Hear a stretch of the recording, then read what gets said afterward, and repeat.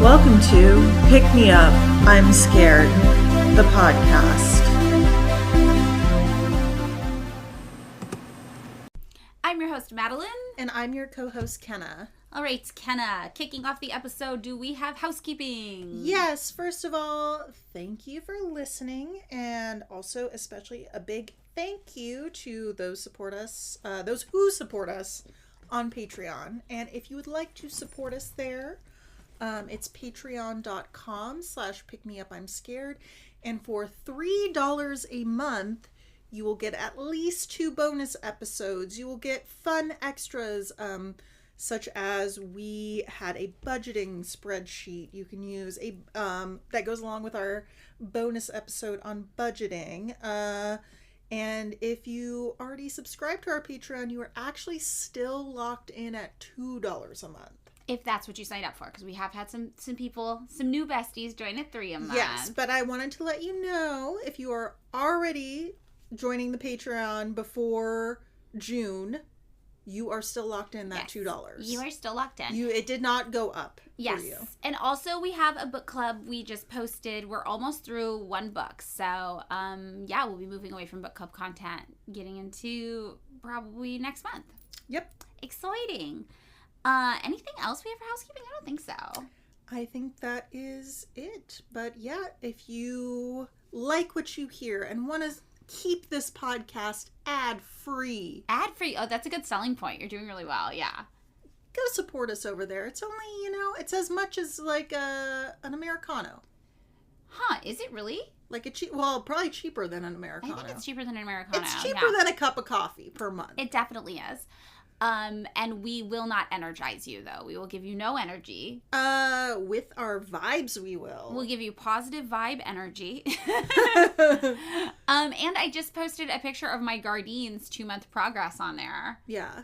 And it's looking pretty good. Mm-hmm. I've got the indoor vertical gardening kind of down. I'm addicted now. Yeah, although I am tempted to run ads because I think it would just be funny. I think it would be funny to get to record our own ads. It would be very ironic. Yeah, I would do a Gardene ad. Don't say it! Okay, I'm sorry. I'm not allowed to say the brand names. I have a problem.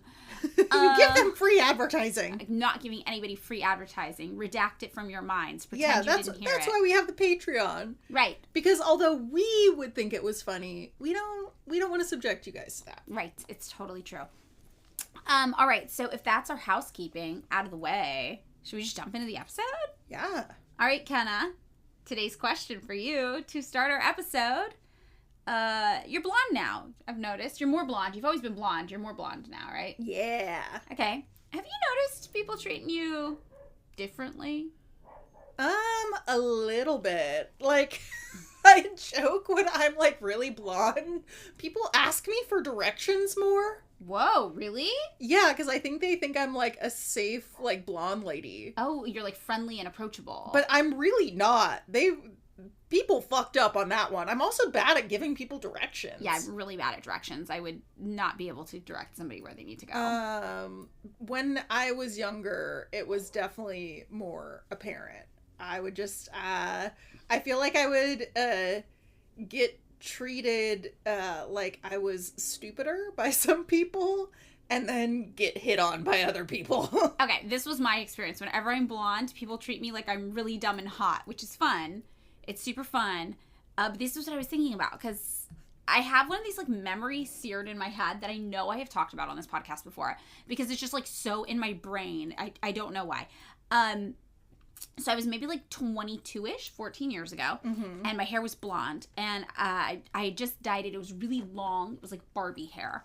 And I was at this party, and this woman was talking to a group of people about this news story, and she was like, well, then the IMF and, the WB, and then she turns to me, just me, out of the whole group of people, and says very slowly, that's the International Monetary Fund and the World Bank. Oh my God. And then before I can realize what's happening, she continues along with her story, and I'm just kind of staring, confused, at the side of her face while she continues to talk to a group of us. And I'm like, I know what the IMF is.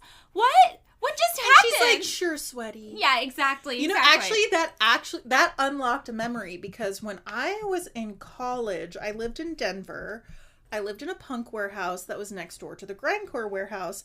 And at the time, I was really into looking like a 70s groupie. But what people did not realize is that I was a metalhead. So I would go to all these grind shows with like Farrah Fawcett hair, tube top, hot pants, but I went to like grindcore shows, and like I went to like metal shows or weirdo DIY shows. Like I looked like, people just did not understand. Like when I went to like this house that was the grindcore warehouse, I think was called the Splatter House. Mm-hmm. And I remember going there one time, and the wild thing was like I knew everybody who lived there. Like we were friends. And this one girl like was like, "Hey, princess," and I was just like, "Huh?" Like I was so like confused, and I was just like, I know I don't look crusty, but I'm more punk than the girls who live here who have all the, like, who look metal and punk. Yeah. I like the idea of getting called princess, though, because it means, like, maybe you just resemble, like, a really cute, tiny Pomeranian with a bow in its hair named Princess. I was like, it's so funny because now I see it, because I was like, yeah, because I was like in a tube top and my hair was really, like, I looked like Three's Company. Yes. I was like so, like, I was just so confused because I was like, huh?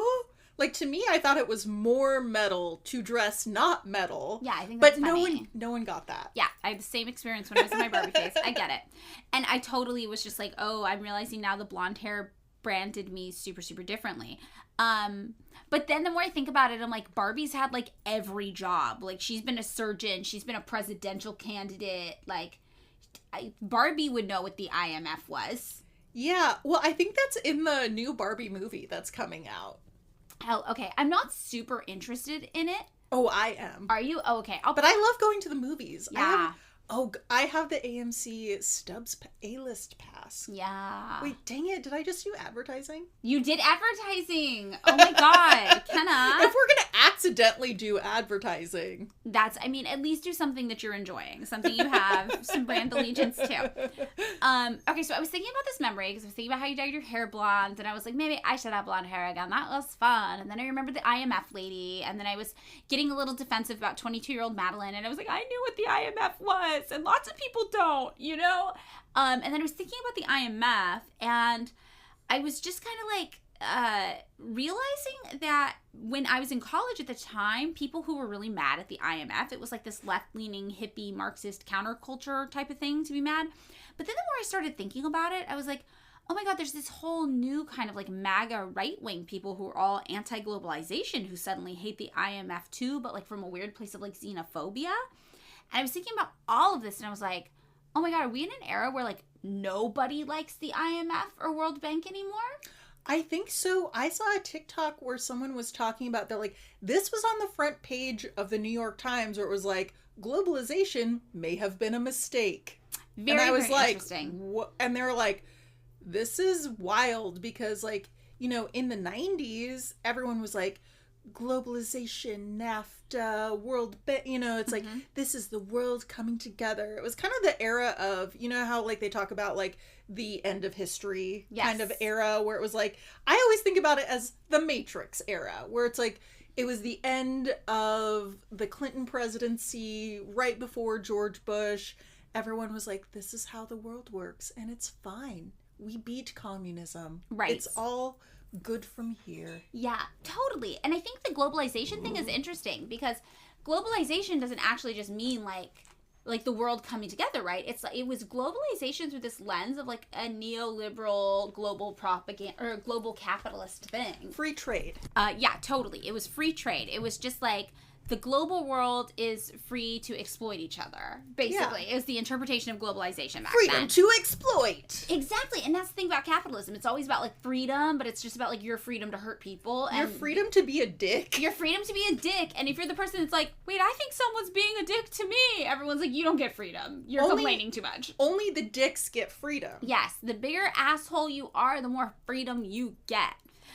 Yeah, so I was thinking about all of this, and I thought that in honor of your new beautiful blonde hair, we would do a whole episode about the International Monetary Fund and the World Bank. Nice. Right?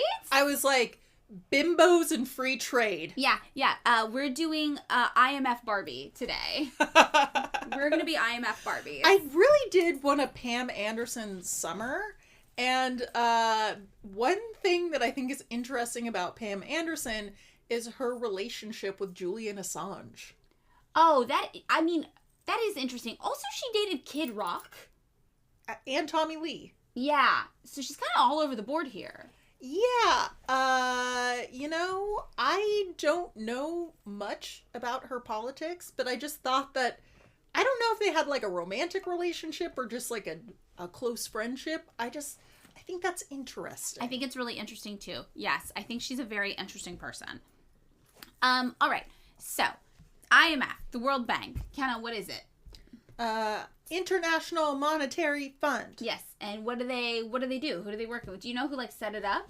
I want to say it happened after World War II, but It did. You're right. It did. And it was basically, I think it happened because after World War II, a bunch of countries needed funding to rebuild. Yes. And then they needed basically loans that were repayable and cheap. But then the IMF kind of, tell me if I'm wrong, morphed into being kind of like a bad lender. Yes, exactly. They became a predatory lender. They became a payday loans place on the corner. They used to be like a fancy credit union. Yeah, they used to be a credit union, and then they became quick cash. They became quick cash. Yeah, totally. Maybe though, even in the beginning, they weren't that noble. If I'm thinking about it, but you're totally right about how this started. So the IMF and the World Bank are specialized parts of the UN, right? The United Nations. And they specifically were founded in 1944 in an effort to secure international monetary cooperation and to stabilize currency exchange rates and also to, expand international access to cash via lending. So basically the goal was to work towards this healthy neoliberal capitalist global economy, right? That's what they wanted to do. And the IMF provides short-term and medium-term loans to just countries around the world. And these are funded by contributions from member countries. I think there's 189 or 190 member countries right now who contribute to the IMF. And the IMF is staffed mostly by these mainstream neoliberal macroeconomics kind of professors and, really, really macro-ec capitalist thinkers. So by contrast, the World Bank, its goals would be more specialized in long terms. They would provide funding too, but it's usually funded by member country contributions as well as by issuing bonds. So they work together, these two entities, which is why you typically hear them talked about as though they're one entity. The World Bank and the IMF. Yeah, exactly. They're buddies. They're buddies, for sure. And the catalyst for the IMF and World Bank, started in the 1940s, which kind of guessed correctly. This was all based on World War II. So World War II started in 1939, continued into 1945. So this started even before the end of the war, really. And World War II basically divided up the whole planet into these battling sides, right? There were the Axis powers, that was Germany, Italy, and Japan, and they were really into fascism. They were super into the fascism. Very. They were really into it. And then there was the Allies, which was France, Great Britain, the United States, and the Soviet Union, and China.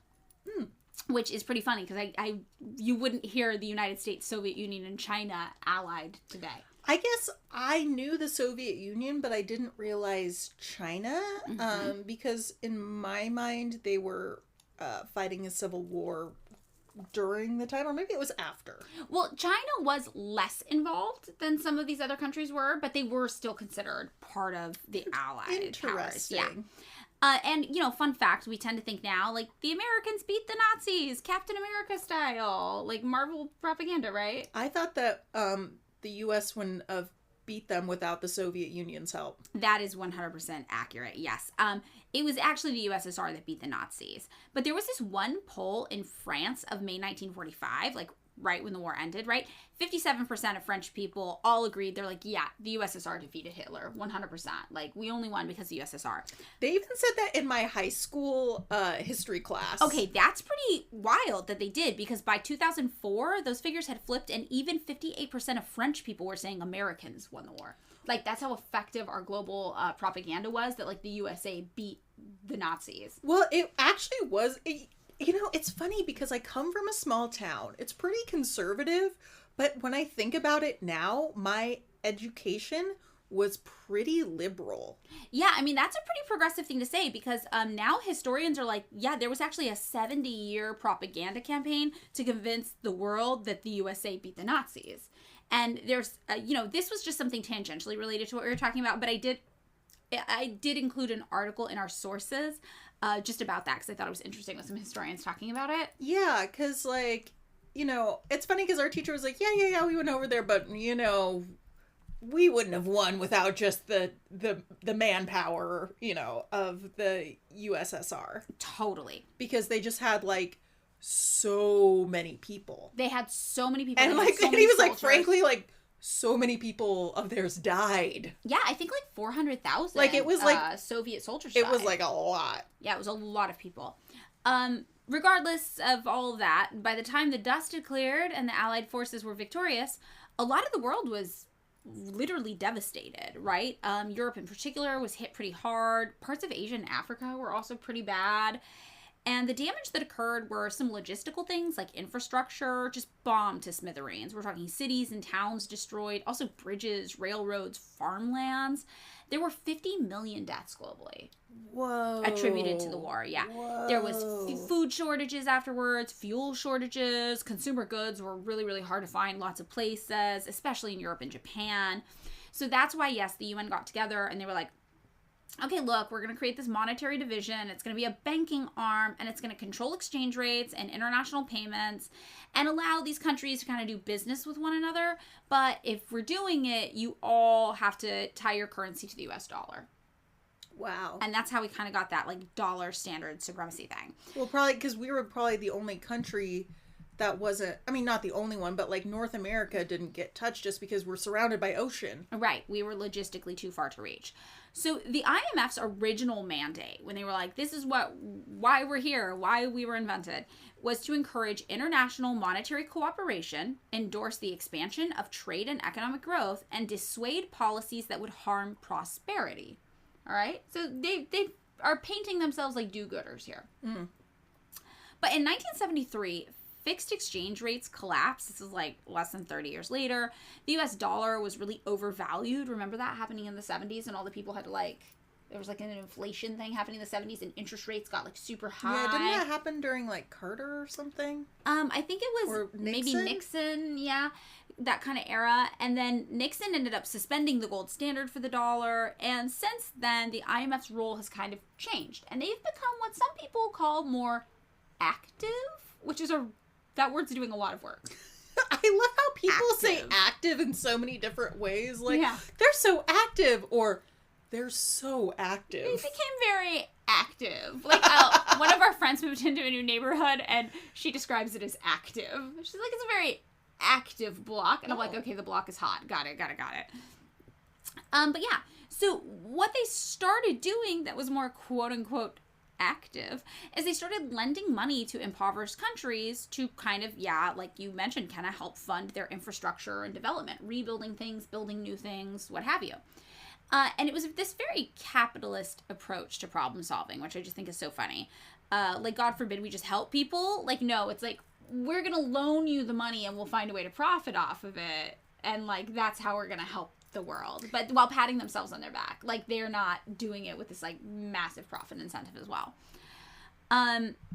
So if a country were to, for example, run into problems repaying a creditor that wasn't the IMF, they're just like, oh, we owe all these people money, we're kind of running low on cash, we're messing up, we're on the brink of this financial crisis, that's when the IMF would come in and they would give that country's government a loan.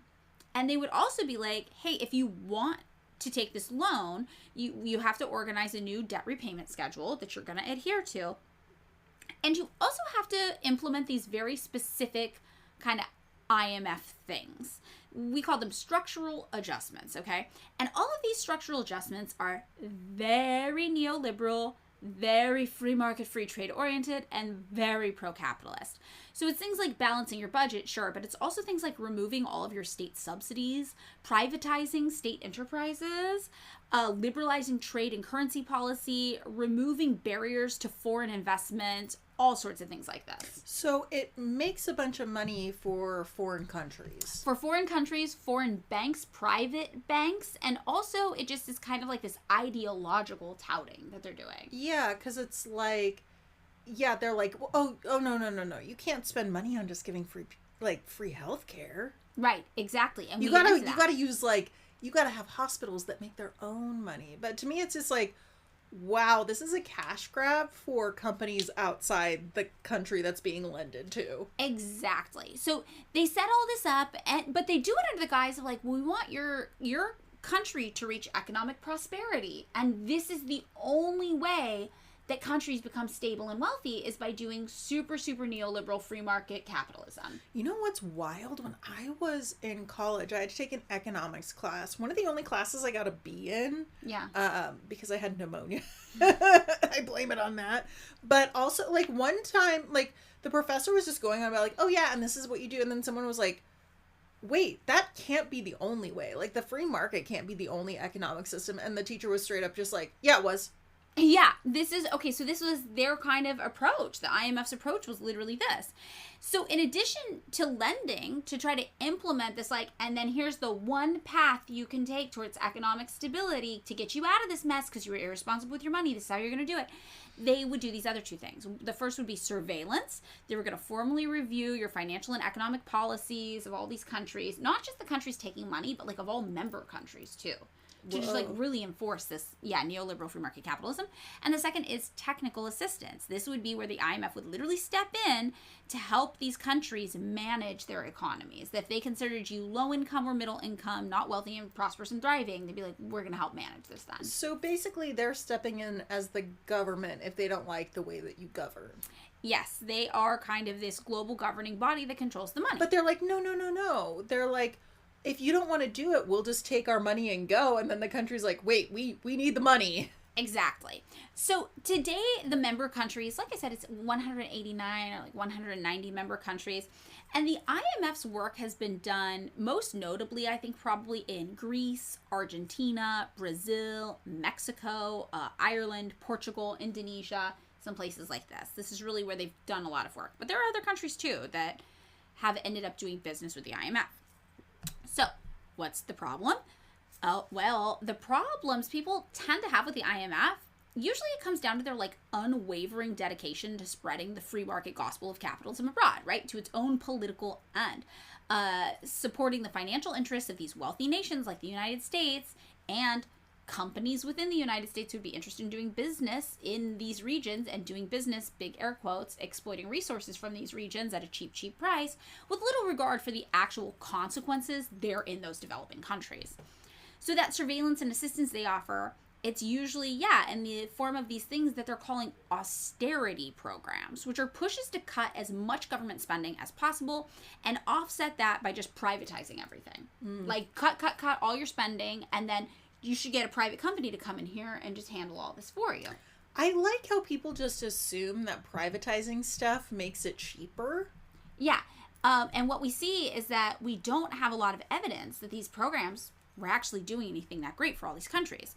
And these processes of like privatizing everything, that neoliberal kind of goal, it tends to lead to decreased protections and safety nets for the poor who are trying to make it in these already extremely impoverished countries. Yeah, my thing with privatization, because people are always like, you know, I've heard this growing up from people who are like fiscally conservative, like, oh, well, we just need to privatize everything and then the government would be cheaper. And I'm like, no, privatization makes things more expensive because the government doesn't need to make a profit. Like, yes. A private business does need to make a profit. And if they're the ones running the government entity, essentially they can charge whatever. And we talked about this also in our college episode, but it's true also for healthcare. We've talked about it. The administrative costs alone get so much cheaper when you have a single unit handling things. Yeah, that's why it would be cheaper to just have Medicare for all. Exactly. Because the administration cost alone would be cut like 80% or something. Yeah, it's like when you privatize stuff, it automatically goes up like in price. So I don't get it. The company is making a profit. Yes. So a lot of these different types of criticisms have started to come out since the IMF has been doing business in this way, right? And there's a lot of different types of criticisms. One of the biggest ones that you touched on, Kenna, is that, like, is this stuff even effective? Like, are they actually helping these countries? So in his 2002 book, Globalization and Its Discontents, Nobel Prize-winning economist Joseph Stiglitz denounced the IMF and said this is like the primary culprit in the failed development policies implemented in some of the world's poorest countries. So he's like, yeah, not only is this not working, they are actually making some of these countries worse. So he argued that many of the economic reforms that the IMF requires as conditions to get its loans, this like real like austerity based kind of thing, and also the loans that they're giving are not, like you mentioned, cheap loans. They actually have really high interest rates. And then they're also requiring trade liberalization, that privatization of everything, and calling for these open capital markets. He's like, a lot of these, looking at data, have often been counterproductive for countries and devastating for local populations. So one example of kind of how this plays out, we saw in our life recently, which is during the COVID lockdowns. When the lockdowns were happening during kind of the time during COVID where we didn't have access to vaccines, new research has showed that since the pandemic was declared in March 2019, 76 out of 91 IMF loans, which is 84%, negotiated with 81 countries, pushed for belt tightening during the pandemic that resulted in cuts to public healthcare systems and social protections when countries needed it most. Whoa. Yeah, this is wild. And a lot of this data, when people were looking at it, they're like, these countries couldn't afford to like distribute vaccines to people because they were paying so much money to the IMF to pay back these loans, or because the IMF was like, you straight up cannot receive this loan if you are funding public health care. What the fuck? Yes. So Oxfam and Development Finance International, they did this analysis that revealed different types of governments' failures to tackle inequality by not being able to support public services, workers' rights, and have a fair tax system. And these types of maneuvers are specifically what left countries ill-equipped to handle COVID-19 when the pandemic came out. And the IMF has contributed to these types of policy failures by consistently pushing this agenda that wants to balance national budgets through cuts to public services, increases in taxes paid by the poorest people, and also these moves to undermine labor rights and labor protections. So as a result, when COVID-19 hit, only 1 in 3 countries, which covered less than a third of the global workforce, had safety nets at all for workers to fall back on if they lost their job or became sick or couldn't work. Yeah, it blows my mind that people were like, oh, people just have to get back to work. Like, if we, we're going to lose. It's like, what's going to cost you more money is to not provide people with healthcare, because people will just die and then you won't have workers or consumers. Yes, or they'll have to take far more time off because we didn't have access to preventative care or all of these things. Yeah, and it's like, I feel like there's something more going on, because all the data, if you're fiscally conservative, all the stuff makes sense. Yeah, I think it's just people being really short-sighted. I think it's people not only being short-sighted, but there's also something going on where our culture just rewards punishment. Yeah. And it's just like this idea of like, some people deserve to suffer, and there's a clear hierarchy in place. And in our society, I dare say it's white dudes on top. Yeah, for sure. It's like the patriarchy. It's like the father figure, and we get punished by dad because we weren't good or something, and didn't save 90% of our income and cut out all our lattes. Well, I even think of it. It's almost like you think about like the rights of kings. Yeah, where people at the top are just ordained by God or some celestial force to be the protectors or controllers of everyone else. Yeah, and also I think a lot of people don't think bad things are going to happen to them. Mm-hmm. Like how many people during COVID were like, well, this isn't going to affect me. Yeah. And I had a relative who was like this. He was very like, well, that's not going to affect me. Like, I'm pretty healthy. And then he had his friend's 30-year-old daughter died of COVID, who was also very healthy, like none of the signifiers. And yeah, he was just like, oh shit, like this is more serious than I thought. But I think the thing is, people just never assume it's going to be them. Yeah, I mean, yeah, that happened to my grandma's husband. Mm-hmm. Like, he had a relative who just was like, it's not going to happen to me, died. Yeah. Well, all of this stuff about how like COVID was an example of how these countries, because they weren't able to fund public healthcare, were not equipped to like take care of people. This all ties back to just like inequality in general, and how these neoliberal policies obviously remove safety nets and foster inequality. So Anna Arundar, who's the Oxfam head of inequality policy, said, at a time when the progress against poverty is being set back decades, this is exactly the wrong instruction for the IMF to be giving poor countries. It's nothing short of unacceptable that the IMF is using its power to make life harder for people already struggling to survive. Millions more people are likely to be left without health care or income support while they search for work, thwarting any hope of a sustainable recovery. This austerity drive will hurt the countries it claims to help and flies in the face of the fund's own research findings, showing it worsens poverty and inequality. The IMF must not repeat the mistakes it made in the aftermath of the 2008 financial crisis, where ordinary people paid the price for austerity measures. Instead, it should press countries to boost investments in universal health and education and ensure the richest individuals and large corporations pay their fair share of taxes.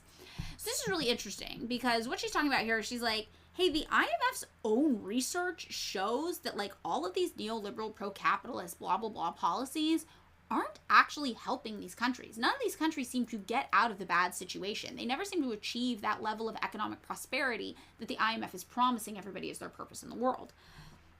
And critics point to things like these deep recessions, these years of high unemployment in countries who have received IMF loans, and be like, look, these are indications clearly that these IMF policies are not working because these countries aren't getting better. And the New York Times reported that the fund, which is sometimes what people call the IMF, right? The fund was created to provide a lifeline to troubled economies so that they can recover without resorting to measures destructive of national or international prosperity. But the terms and conditions that accompany its loans have at times ratcheted up the economic pain. And additionally, the emphasis on free market reforms often damage countries. Free market policies are not always suitable for the situation of the country, and privatization can lead to the creation of private monopolies exploiting consumers. In a report filed for the IMF by Jonathan D. Austri, Prakash Langani, and David Furcheri, they stated plainly, instead of delivering growth, some neoliberal policies have increased inequality, in turn jeopardizing durable expansion. So, the IMF's own research teams are like, hey, these policies aren't really helping 100% of the time, and we don't really have any evidence that they have worked anywhere. So they go on to explain, and they say the neoliberal agenda, a label used more by critics than by the architects of the policies, rests on two main planks. The first is increased competition, achieved through deregulation and opening up domestic markets, including financial markets, to foreign competition. The second is a smaller role for the state, achieved through privatization and limits on the ability of governments to run fiscal deficits and accumulate debt. And then they go on to explain the widespread growing global trends towards neoliberalism since the 1980s, right? That's when all of this started to get super, super popular. And they're like, it has very demonstrably resulted in some downfalls. And they explain this by saying, our assessment of the agenda is confined to the effects of two policies: removing restrictions on the movement of capital access across a country's borders, so-called capital account liberalization, and fiscal consolidation, sometimes called austerity, which, again, remember, that's what they call these things, austerity programs. That's what they're like, you got to do austerity programs to get your finances in check if you want to get these loans. So they say, this is shorthand for policies to reduce fiscal deficits and debt levels. An assessment of these specific policies, rather than the broad neoliberal agenda, reaches three disquieting conclusions. One, the benefits in terms of increased growth seem fairly difficult to establish when looking at a broad group of countries. Two, the cost in terms of increased inequality are prominent. Such costs epitomize the trade-off between growth and equity effects on some aspects of the neoliberal agenda. And three, increased inequality in turn hurts the level and sustainability of growth. Even if growth is the sole or main purpose of the neoliberal agenda, advocates of that agenda still need to pay attention to the distributional effects. So basically, this report is for the IMF, and they're like, Yeah, we're not finding evidence this works. And also we are finding these three things are actually true, that we're not seeing increased growth in these countries economically after inputting all of these policies. And it is actually making inequality way, way worse in these countries. It is driving inequality. And because these countries end up becoming so unequal, even if you did get growth, it would only affect like a few people and not actually the entire country anyway. So there was this Pakistani economist and finance minister named Mahbubul Haig, and he said maybe at best. He just said, look, markets are not very friendly to the poor, to the weak, or the vulnerable, either nationally or internationally. Often we act as if markets are free. They are not. I've seen that in my country. The markets are often the handmaiden of powerful interest groups, and they are greatly affected by the prevailing distribution of income, which kind of ties into that IMF report where they're like, even if you did have some people succeeding after you made countries implement all these policies of privatization and like cutting and slashing social spending, they would be so unequal that it wouldn't have like an effect on the country on the whole. And it seems that internationally in poor countries, those powerful interest groups, it's just the IMF and what the IMF can do to facilitate big business interests there from like American or Western enterprises after they've done their damage with the privatization and cutting the social spending. So all of these kind of things about like the IMF and the World Bank, it's sometimes called like the Bretton Woods kind of establishments. Did you know about this? Wasn't that after World War II they met at Bretton Woods to exactly discuss the world's economic situation? Yeah, really impressive you remember that. I feel like weirdly I got into World War II in high school. Yeah, well, you're totally right, and that is actually where the IMF and the World Bank were created, at Bretton Woods. So there's this place called the Bretton Woods Project. It's like this nonprofit kind of advocacy group that's like specifically dedicated to looking at how the World Bank and the IMF has just like really fucked things up around the planet.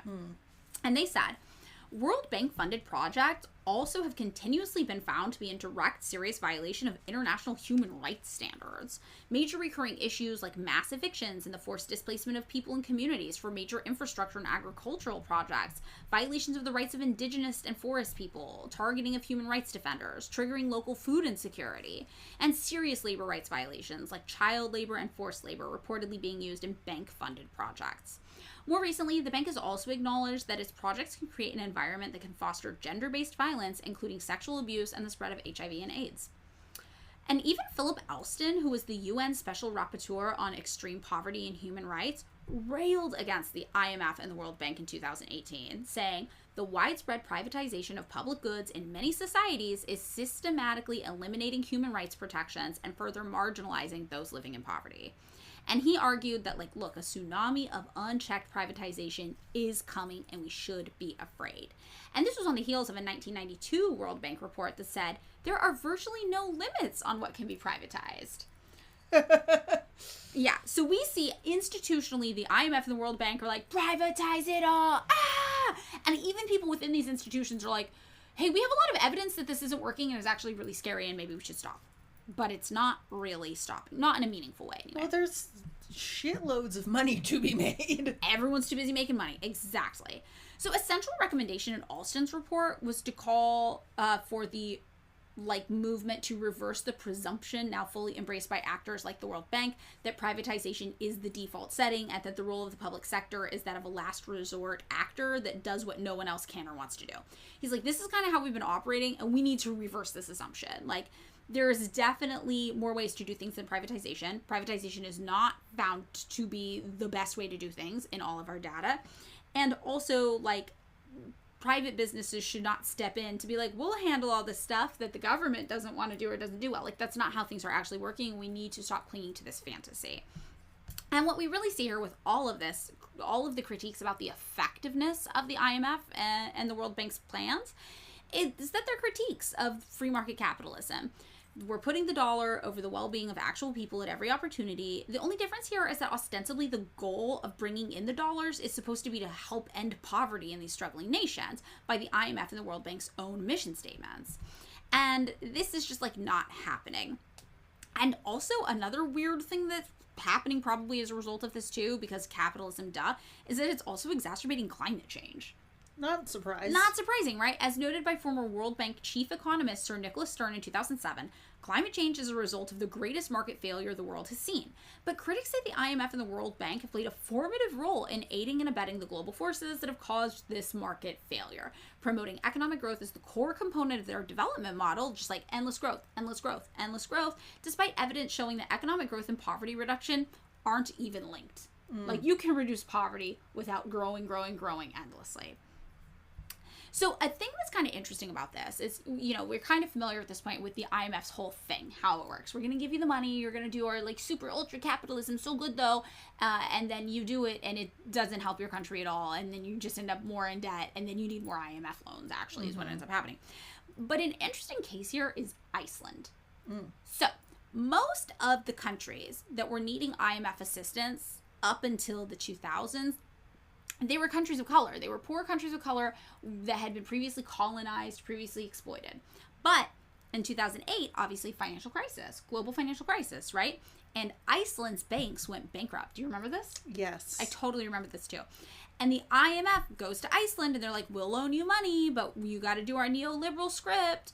You know, you have to do this extreme austerity if you want to get the emergency loans. You got to privatize everything. You have to cut social spending, blah, blah, blah, blah, blah. And Iceland was supposed to pay its creditors an amount of money equal to half of the country's gross domestic product. Whoa. Yeah, wild. So their public spending would have had to be cut these dramatic amounts. And the IMF designated all these things as luxury goods. They're like, you got to cut all these luxury goods. And it included, of course, healthcare. So Iceland's government was like, this is like so different than our culture. We can't just do this. We got to vote on this. So they did a 2010 referendum, and the people of Iceland voted 93% against the IMF's austerity program. They were like, this is bullshit. So instead of bowing to the IMF, Iceland just went and negotiated hardcore. And they're like, we're actually going to do the opposite of all of your demands. So instead, they implemented a modern-day equivalent of the New Deal. In 2007, Iceland's government spending was like 42% of the GDP. By 2008, they upped it to 58-ish%. And this was all financed by deficit spending, right? Which the IMF is like, you can't do that. But they're like, no, we're doing it with deficit spending. And the IMF ended up having to actually accept this way milder program than usual. And the difference, a lot of people think, is that Iceland was in Europe, first of all, right? And people just get treated differently based on what country they're coming to the IMF from, because of a lot of bigotry and bias and opportunity for exploitation and the history of colonization, blah, blah, blah, blah, blah. And Iceland just had like more negotiating power, probably because it was a bunch of white people in Europe. Yeah, I was going to say, I wonder why. And unlike other countries who take on these IMF loans and do exactly what the IMF says, Iceland actually moved on from the crisis, all by doing the exact opposite of what the IMF demands from borrowing countries. Yeah. So they did not get stuck in a debt trap cycle of more loans, like lots of countries do, lots of impoverished countries do. They were like, taking the money, investing in the economy, doing everything we know to do that's the complete opposite of what you're telling us to do, and they pulled out of it, and they're fine. Yeah, that's what, like, makes me so mad when people are like, we need, to cut back spending, blah, blah, blah. I'm like, the economy was great right after COVID because everyone had fucking money. Yeah, and also it's like, how did we get out of the Great Depression? It wasn't through austerity programs. It was through the... Spending. Yeah, like the WPA or whatever it's called. Yeah, that's why we had like the fireside chats where the president was like, hey, you guys got to spend money like everything's okay. That's the only way to make it through this. That's why it's pissing me off that, like, they raised interest rates because they're like, we need to slow down the economy for inflation. It's like, no, just make a law being like, you can't do inflation. Yeah, totally. Or make a law being like, the CEOs can't make more than this amount of money. The greedflation. Yes.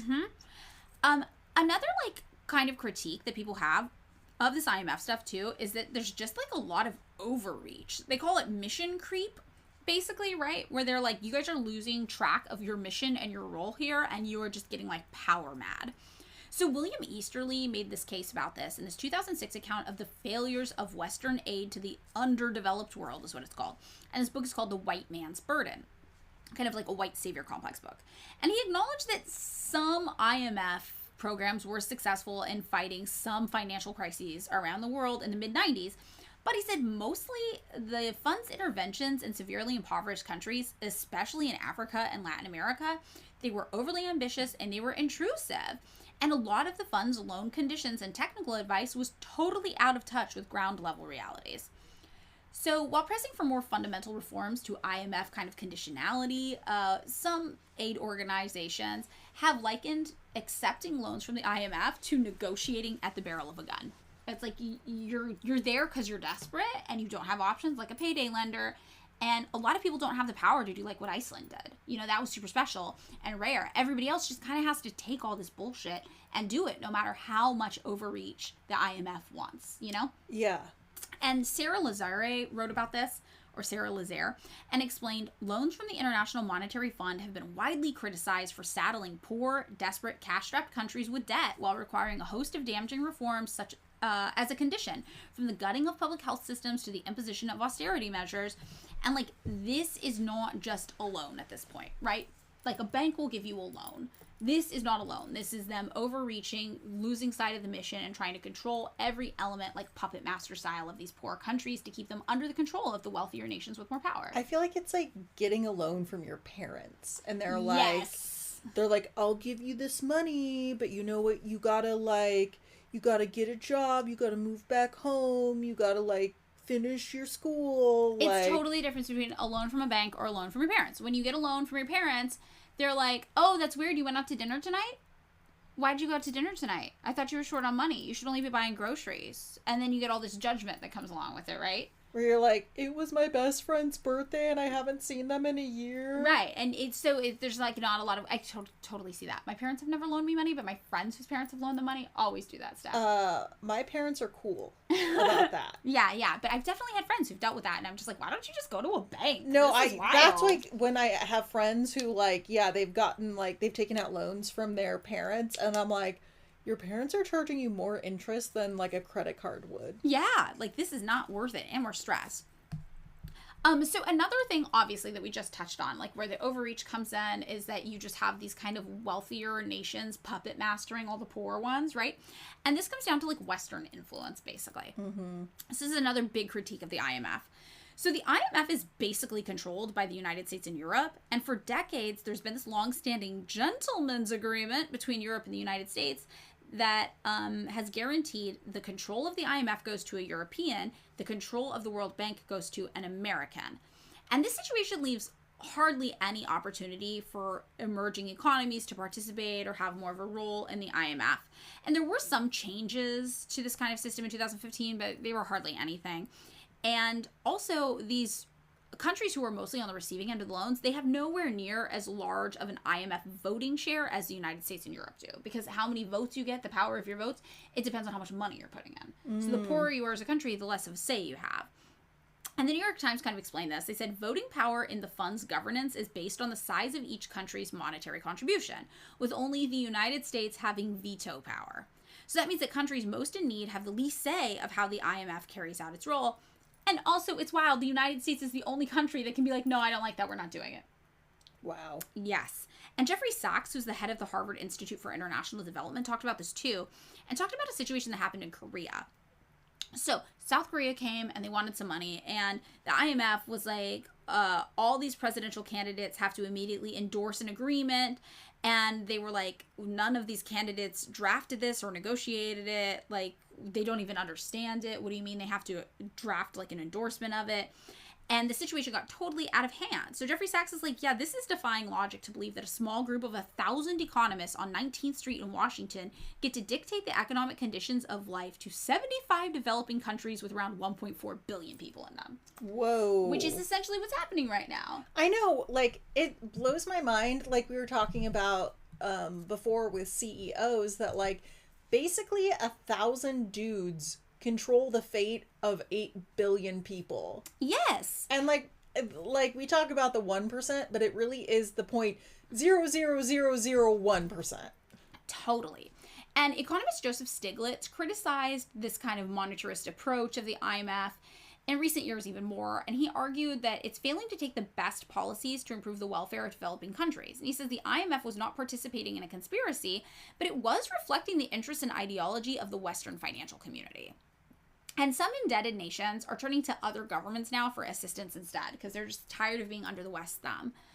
Like in 2018, Pakistan went to China, Saudi Arabia, and the United Arab Emirates to get loans to replenish its foreign exchange reserves before it even thought about negotiating with the IMF. Wow. Because it was like, we're not doing all this. And The Economist reported that whereas a decade ago, Paris Club members, which were the rich world governments, which have long cooperated in cases of sovereign insolvency, just kind of like the European and like American people. So The Economist is like, yeah, a decade ago, those Paris Club members were still providing the bulk of credit to poor countries. China is now increasingly bankrolling them just on its own. Mm. And this is a problem for Western interests in the midst of our de facto Cold War with China, where we worry about the influence of communism across the globe, right? Because as the Bretton Woods Project explains, while the establishment of the bank and the fund was presented as an apolitical effort to rebuild the world economy in the aftermath of World War II, some interpretations also view them as an effort to defend or expand the reach of Western capitalism in the face of potential challenge from the Soviet Union and to promote U.S. interests in particular. Now, obviously, the Soviet Union is long gone, but China is kind of just taking its place in the American zeitgeist as our communist political enemy afar. And the U.S. is right to be wary of the influence of China globally as a lending institution assisting in the growth of infrastructure, because according to data on poverty rates, the vast majority of the poverty eradication achieved during the last 40 years, it's mostly attributed to China. Whoa. Yeah, and they have not followed that laissez-faire free market capitalist neoliberal lending policy that the IMF has. And now we can see why the U.S. and Western Europe propaganda machine has this vested interest in promoting the idea of the Chinese debt trap happening worldwide. Have you heard about this? Mm-mm. Oh, yeah. So there's these stories coming out that, like, China's, yeah, they're lending all these money to these poor countries and helping them build infrastructure, but it's a debt trap. So then they're indebted to China forever. But the ultimate irony is debt trap is literally the term that many of these impoverished countries use to describe their relationship with the IMF for decades. Yeah, I'm like, okay, U.S., if you actually want to be smarter, then you should just lend poor countries with a really low interest rate. Yeah. And then they'll be like, thanks, bro. Like, thanks, buddy. Like, maybe, and then, later you can be like, I call upon you on a favor. Yeah. Sorry, I was trying to do a Marlon Brando impression. Right. You think the United States should try to be the mob rather than the cops. Yeah. It's so fun. It's more strategic that way. I think it's strategically I like superior. that, like, in a weird way, I am like good at capitalism because I'm like, you know what you do? You be fucking nice. Yeah, you trick them. You manipulate them. And then but the thing is, it's like, also, this is how I like, try to get people who are fiscally conservative to like, be like, yo, like being nice makes you money. Yeah, just giving unhoused people houses makes you money. And then people be like, but you're being manipulative. I'm like, but it's better working. than being a dick, man. It's working, yeah. But yeah, the whole reason that we have this whole thing where like, what about the Chinese debt trap? It's because we here in the West want to be the ones continuing to exert our influence over these struggling poor countries, many of whom were ravaged by us via colonization. Yeah, it's like, oh. And this one Kenyan official was talking about this, an official in Kenya, and he was like, I don't know, but every time China visits, we get a hospital, and every time Britain visits, we get a lecture. Dang. Right. So China's loans also don't come along with decrees about how to run your country. They're just like, yeah, we're loaning you money. They're not telling you, you gotta do this, you gotta do this, you gotta do this. And they especially are not coming along with demands to increase neoliberal privatization austerity efforts. Yeah, so wait, so China's like the fun relative. Yeah, China's the fun aunt or uncle coming in to give you a little extra spending money on your birthday. Yeah, they're like, don't tell your dad. Yeah, exactly. They're like, I also got you a pack of smokes. So additionally, there's some new research from Jubilee Debt Campaign, and it showed that $11.3 billion of IMF loans issued to help countries who are heavily impacted by the coronavirus in particular, that money is effectively being used just to bail out private banks. Because they are using that money to pay back debt to private lenders, and most of those private lenders are American banks. So the IMF is somehow using this money, these loans, as insurance so these American banks can get paid back. And Peter Bratzis, who's a professor of political science at City University of New York, says, in the age of globalization, transnational capital has asserted its hegemony, and we are a witness to its attempt to shape and modify state forms around the world. Basically, the United States and in Europe, a few countries in Europe, not even all of them, have been using things like the IMF as a way to shape global policy, right? Not just control money, yes, make some rich guys richer at banks, yes, but also to tell us what to do intentionally to try to shape how the world works. And this idea is echoed by Dr. Alexander Kentikelenis, who's an associate professor of sociology and political economy at Bocconi University. And he did an interview with the Harvard Political Review, and he said, IMF programs have profound distributional implications, and very often who benefit are big businesses and banks based in the global north. Yeah. So another kind of main critique people have over this is just the cost of these loans in general. So on top of the debt principal itself, right, the money you took out, then there's also the interest rates, right, that you pay for your debt, which are pretty high. There's also this whole other cost that's tacked on in a lot of these IMF loans, specifically to the countries who are most in need, the poorest countries. They're just surcharges. And these surcharges, they're extra fees imposed on borrowing countries on top of all the other costs, ostensibly to incentivize the countries to pay back their debts more quickly and to protect the finances of the IMF. But according to this new report that came out from the Center for Economic Policy Research, which is a left-leaning think tank, but still, these fees are predatory and punishing, and they impose devastating costs on countries that by definition are the ones most desperate for funds and the least likely to be able to pay them back.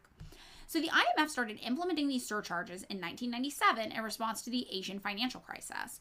And introduced with the creation of this supplemental reserve facility, surcharges were supposed to incentivize countries to pay off the debt faster by heaping charges on them for taking a long time, more than 4 years is considered a long time, to repay these loans. Or if they borrowed over a certain amount of money, anything greater than 187.5% of their quota, which again, the quota is the money that each of these countries are paying to be a part of the IMF. So in other words, countries face surcharges for taking a long time to pay back loans or for borrowing large sums of money. Both of those things, though, would be indication that those countries are desperately in need of funds or they will collapse. But since the late 1990s, surcharges have just kind of become standard across the institution. And today, 21 countries are currently paying surcharges to the IMF. But there's no evidence that the surcharges accomplished the IMF's stated goal of encouraging countries to pay off the IMF debt faster and return to private markets. Like, it's not doing that. People are just getting further stuck in these debt repayment cycles. And Sarah Lazar says, after all, if countries had the ability to borrow from private markets, they would not be coming to the IMF in the first place. Mm-hmm. Remember, this is like your last case scenario that you're going to. Instead, these surcharges just add to the crushing amounts of debt that borrowing countries have to deal with. And this is like paradoxical, right? Because it imposes the most harm on countries that have the greatest need. And remember that IMF's whole thing is like, we're here to encourage growth and help you. We're so nice. We're not a company. But this is like the moral equivalent of a loan shark increasing the interest payments for people who have trouble paying them back and have nowhere else to go. Mm-hmm. It's just like creepy predatory lending. And these wealthier, well-off nations, they're able to pay back the debt more quickly, and the nations with less money are still paying it off slowly, but now just with greater repayments needed. And the surcharges are not insignificant. One expert report estimated for the 5 largest current borrowers from the fund, which are Argentina, Ecuador, Egypt, Pakistan, and Ukraine, surcharges comprised of 45% of all non-principal debt services, like, interest would be the other. That came to almost $3 billion in 2022 alone, just from the combined surcharges for these 5 countries. Whoa. Yeah. And again, remember, these are broke countries. That's why they're coming here. And according to the global advocacy organization Jubilee Debt Campaign, as of 2019, 64 lower income countries were spending more for payments on external debts than they were on their own internal healthcare. Whoa. Yeah, for a lot of these countries, literally these IMF loans are the difference between them being able to provide healthcare to their citizens or not. And Lazar says this absurd global arrangement in which countries that were harmed by colonialism now must borrow from an institution led by their former colonizers is made all the more bleak when you consider that the IMF can simply impose surcharges on top of these staggering debts. And an economist, Mark Weisbrot, talked about this and said surcharges are hurting countries most in need. They're regressive. Those countries are going to have to cut some spending or imports that they really need. And you're taking that from countries that are much more likely to be needing it, much more desperately if they're heavily in debt. It's unfair and it does not serve any useful purpose. In 2022, 18 congressional Democrats even wrote a letter to Treasury Secretary Janet L. Yellen asking the United States to support ending surcharges as a policy, saying that it discourages public health investment in developing countries. Nobel Prize-winning economist Joseph Stiglitz, that we talked about, as well as Kevin Gallagher, who's a professor of global development at Boston University, both also wrote in a recent analysis that attempts to force excessive repayments are counterproductive because they lower the economy's productive potential. Both creditors and the country itself are worse off. The IMF should not be in the business of making a profit off of countries in dire straits. Because remember, again, not a business. Why are they so focused on generating profit from this? Yeah, I mean, it seems about control and making moolah. Yep.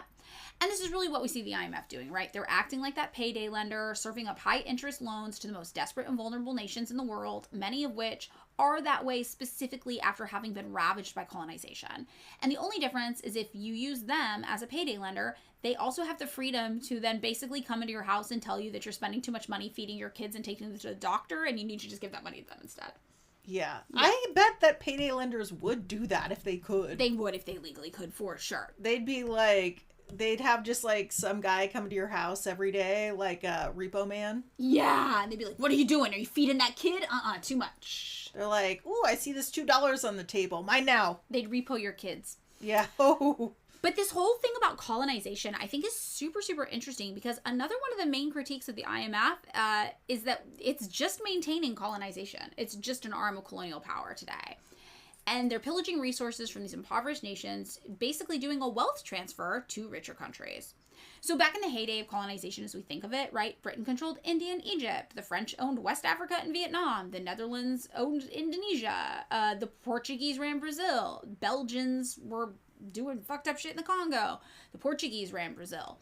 It was like, oh, I already said the Portuguese thing. But you get what I mean. Sometimes the government, sometimes the military, sometimes even private companies like the East India Company, mostly in these kind of Western European areas, would be controlling more impoverished nations in other parts of the planet. And these colonies ended up getting stripped of resources, often barred from importing products from other European powers. They became these captive markets of their mother countries, and they incurred all sorts of economic setbacks, right, to their own growth or development. Then World War II happened, right, and the imperial powers were largely beaten or broken down, but Europeans still didn't want to give up their colonial control. So these imperial powers used violence to instill these pro-Western dictators in position of power in poorer countries that would be sympathetic to them. And this is something we've talked about in so many of our episodes that the United States still does today. And eventually these colonized nations did, though, start to fight back and win their independence, and the system of colonization just kind of changed to this neo-colonialism where rich capitalist states instilled and supported local dictators sympathetic to their interests to continue to kind of allow Western companies to exploit the regions. And a thing I think about a lot is our episode on Hawaii. That's a good example of this. Also Iran, when we talked about this with the oil companies there. And in this way, these impoverished countries were used as tools to make these rich countries richer, exporting their resources, acting as a playground for the whims of their sometimes covert even backers that you wouldn't even publicly know it was happening. And eventually, though, things like the World Bank and the IMF managed to get everything kind of more above the board, and power and control was able to shift to the financial sector through them as well. Where imperialism could kind of resulted in violence against local people, all the wealth was stripped away from these countries to prop up the West. Neocolonialism through predatory lending meant that these countries would extract and strip their own resources and just give the wealthier Western nations the profits. So poorer countries took out these loans, often to build up infrastructure damaged or denied to them by violence, war, or colonization from the same wealthy nations who were now funding the lending. And Current Affairs did this like really, really good write-up about this, and they explained it, and they said, often funds were needed to pay the developed powers compensation for nationalizing their assets, like the Suez Canal. Frequently, these loans were organized by the World Bank, created by the Western powers after World War II, to help provide development credit to the Third World. These loans for roads, bridges, schools, and hospitals were supposed to be paid for by the country's great future economic growth, although notably the World Bank and Western investors favored projects that built on poor countries' existing comparative trade advantages. This meant exporting basic commodities like bulk crops or raw materials like oil and copper, largely leaving the higher value-added processing and manufacturing for the developed world.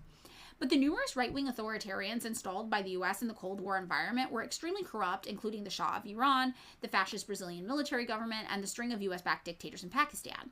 So the countries borrowed giant amounts from international banks located in Western countries in the name of their penniless citizens. Much of the money went straight up their noses. Meanwhile, the debt stayed on the books despite being clearly odious, debt that should be canceled due to illegitimacy in economics lingo. Since the populations of the former colonies didn't borrow the money and often didn't even benefit from it in the form of improved public services or broader economic development, why should the people have to pay these loans back to these fabulously wealthy banks and investors? It's not a small question. According to the World Bank, by 2010, the external debt owed by poor third world states had reached an outrageous, towering $4 trillion. And this is really interesting because you see how all this interacts. It's like, yeah, the United States or like Western Europe, they're doing these covert missions. They're putting in these pro-West dictators in place in these poor countries. And they're like, you'll just kind of do whatever we said because we'll back you and we'll give you power. And sometimes those dictators who are basically arms of the West are the same ones taking out all this money from the IMF and then just pocketing the loan money for themselves. And then eventually they get displaced, deposed, exiled, and then the countries are still left paying off the debt. Yeah. And, while this is happening, meanwhile, public resources like healthcare in these poor countries struggling, right? And we rarely acknowledge that the reason why some of these countries have bad infrastructure or, bad roads, bad bridges, poor healthcare, in many cases it is because the IMF, Western run and constructed, decided that healthcare there was a luxury and it won't allow these countries to spend money on it. And it's in this way that the IMF contributes to keeping the developing world in this perpetual state of development. Come in, steal the resources, use it to make us richer, tell them they're not allowed to grow. So, what countries? This is what this comes down to. Like, what countries? Where are some of these stories happening? And one of the biggest ones is Argentina. Interesting. Yeah, comedically, The Economist wrote an article about this called "The IMF Bashes the IMF Over Argentina," which kind of makes sense if you listen to, like, the beginning of the episode, and I was like, yeah, even people within the IMF and the World Bank are like, red flag, we're doing bad things, right? But, like, as an institution, they're not listening to these few people. But this article was really, funny, sad, They said inflation in Argentina intensified. The IMF was upset about it, right? The cost of living increased by, 50% over the course of 1 year. And the IMF said the most important source of inflation was government deficit spending, financed by borrowing from the central bank. The deficit, in turn, reflected excessive wage demands and the failure of the country's utilities to raise prices in line with the costs. This was back in 1958. And at the end of it, Argentina turned to the IMF for its first standby arrangement, is what it was called, and it was a line of credit accompanied by a plan to stabilize the economy. Now cut to 60 years later, June 2018, Argentina is back for another arrangement, which was a $50 billion loan, later increased to $57 billion, backed by the government's promises to cut the budget deficit and strengthen the central bank in the hope of quelling inflation and stabilizing the peso. The loan was the largest in the IMF's history, and it left Argentina so in hock to the fund that the country will need a new longer-term loan to help repay its existing one.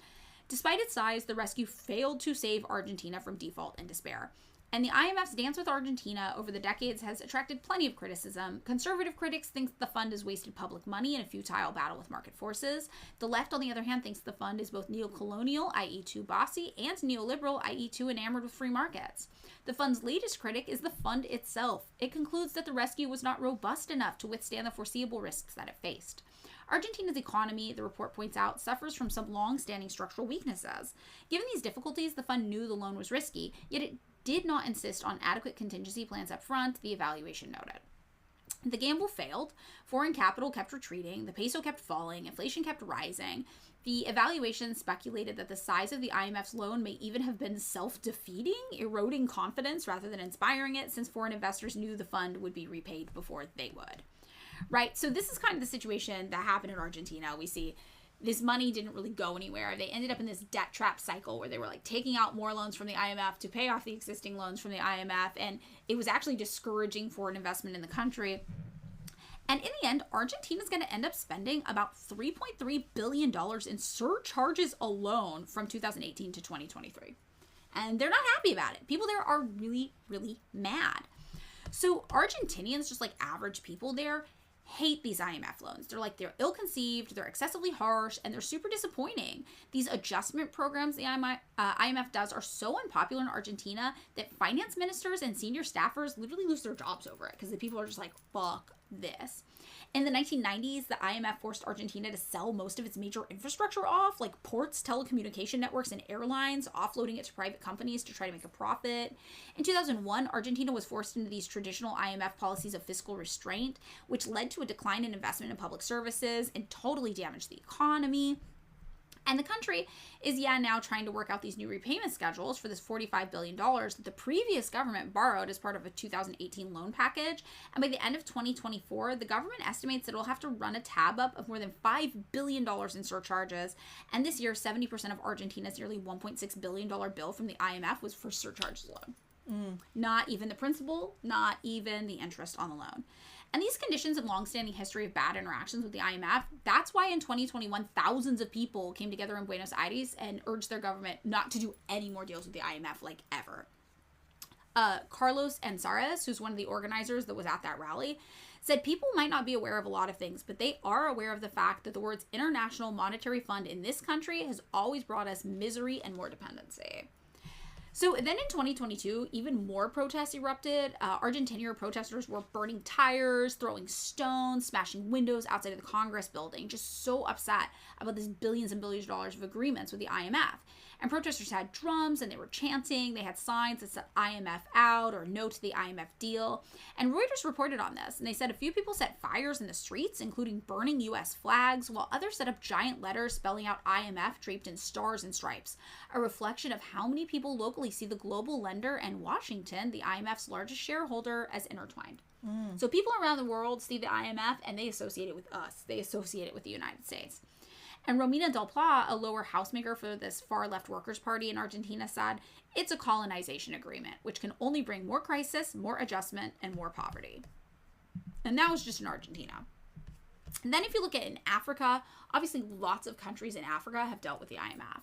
So when the IMF intervened in Kenya in the 1990s, they forced the central bank there to remove control over flows of capital. And the consensus was that this decision would make it easier for corrupt politicians to transfer money out of the economy. And this was this scandal called the Goldenberg scandal. And critics argued this was another example of how the IMF totally failed to understand the dynamics of the country that they were dealing with. They just had these blanket reforms and they're just like, yeah, do this. And everyone's like, we actually have a lot of corruption here and politicians are literally just going to steal this money.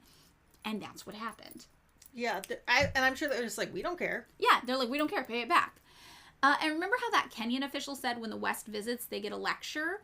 Well, that's probably why in 2021, again, yes, protests broke out in Kenya, petitioning the IMF to cancel its approval of a $2.34 billion loan for Kenya, citing mismanagement of funds by the government and the country's increasing debt load. All these people were like, hello, hi again. Our politicians will steal this. There is a lot of corruption here, and we will have to pay it. Please do not do this. And an online petition was actually signed by 230,000 people that said, right now, Kenyans are choking under the burden of heavy taxes with the prices of basic commodities like fuel skyrocketing and nothing to show for the previous loans. Meanwhile, in another country in Africa, in Nigeria, unemployment surged to 27% in 2020. But while the IMF was encouraging programs to increase value-added taxes, like VAT taxes, to everyday products like food, clothing, and household supplies, which disproportionately affected and harmed poor people there. Remember, the whole thing is that they're trying to fight poverty. Mm-hmm. People's World reported on this, and they said much of the debt accumulated by African countries was built up during the 1970s. And in most African countries, the debt burden has cut into spending for healthcare, leaving the annual budget for healthcare at $6 or $7 per person. But since there's no provision in international law, countries can't go bankrupt, and they have to repay their debts no matter what the conditions are under which they were undertaken. And to make sure of repayment, the IMF and the World Bank take virtual control of the economies of borrowing nations by imposing structural adjustment policies, those SAPs. That includes South Africa, where, in what may be the irony of all ironies, a government headed by Nelson Mandela was required to pay back loans made by a government that helped pay for the repression that kept him in jail for 27 years. African countries have been among the hardest hit by a global order that's integrated their economies into the global economy as exporters of primary commodities and importers of manufactured goods. These policies have been made even more unequal by neoliberalism, privatization, and deregulation, as well as those SAPs imposed by the World Bank and IMF that have combined to generate a level of debt that's crippled Africa's economies and undermined its ability to determine its own course of economic and social development. Africa's manufacturing industries have been destroyed. Agricultural production of food and domestic needs in crisis. Public services have been severely weakened, and the capacity of African governments to institute policies in support of balanced and equitable national development emasculated. The costs associated with these have fallen disproportionately on workers, peasants, and small producers, with particularly severe consequences for women and children. So basically, they're just like, yeah, white people are still fucking with Africa. And as a result of the IMF and WB World Bank debt traps in Africa, we found that the poor countries of sub-Saharan Africa, which is countries lying south of Sahara Desert, but not South Africa, excluding that area, those countries owe more than $200 billion in foreign debt, which is 3 times more than they earn annually in exports. Whoa. Yeah, and about 20% of sub-Saharan African countries' export income goes just to service foreign debt. Whoa. Yes. Africa spends 4 times more on debt interest payments than on healthcare. Oh my God. Yeah, and 33% of the region's 44 countries are on the UN's list of heavily indebted countries. And the government of Zambia, for example, spent $37 million on primary school education between 1990 and 1993, but during that same time had to spend $1.3 billion on debt repayment. Oh my God. Yes, so these countries, we are just stealing resources, stealing money, and making it so they're not able to invest in their own futures. And in late 2022, Ghana began developing a movement fighting back against the IMF. And on November 5th, roughly 1,000 Ghanaians marched through the streets of the country's capital, chanting IMF no. In September, also consumer inflation in Ghana was up 37%, and the country's currency lost 40% of its value. And to respond to this, though, the president currently in talks to make a deal with the IMF. It's literally where you go, where you have no options. And ironically, sometimes you go there because you have no options because you have been so fucked with by the IMF. Like all IMF deals, this will address the economic crisis in Ghana by imposing austerity measures on the country's poor and working class, exacerbating these very issues. There's also the country of Malawi. You know this country? I'm trying to remember where it is on the map. It's a really small country. I don't remember exactly where it is, but basically there was this disastrous privatization of agriculture in Malawi, and they saw prices of basic grain shoot up 400% there. And then the region was also hit with floods and droughts, and it just like brought about like full-on starvation in this country. The IMF, though, did not consider this adequate enough cause to amend their austerity programs and their plans, even though people were literally dying.